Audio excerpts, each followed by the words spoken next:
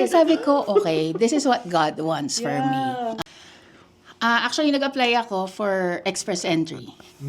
So, nice. swerte ako kasi pagpunta ko dito, PR na.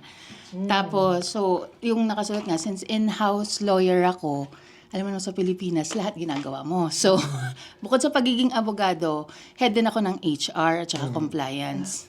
Nice. So, nung tinitingnan ko yung express entry, HR, kasi Pasok. lawyer hindi eh. Sabi ko, kawawa naman, abogado hindi.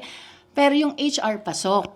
So sabi ko, okay, since 5 years ko na rin ginagawa yung HR work, yun yung ginamit kong pathway ko. Super bilis ng processing, parang within 3, so nag-apply ako ng, tapos mga around 3 months after natanggap ko na yung letter. Best ako eh. Kasi parang, anong nangyari, di ba ang tataas ng score? Even during that time, para mag-qualify, parang kailangan meron akong Canadian experience. Pero sabi ko, sige, apply, ganyan-ganyan.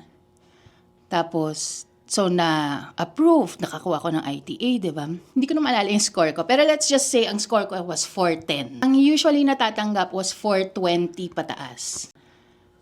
Pero, God willing, that time, bumaba. Wow. It was Bumaba really yung score. Kaya sabi ko, okay, this is what God wants for me. Curious ako, attorney, what triggered the move? Pero isa talagang main factor, healthcare. Na-realize ko kasi nung nag-work ako, maganda yung position ko, vice president ako. Pero nung mangyari, after nun, parang feeling ko, nag-iipon lang ako para sa retirement ko. Ang na-realize ko, if mawawala yun kasi kasama siya sa stress mo, diba? Mag-iipon ako, pag tumanda ako, may pera ako, magkasakit lang ako, isang major sakit, wala na. Sa akin. Diba? So parang sabi ko, okay, eto, meron silang good healthcare and it's going to be one thing off my mind, diba?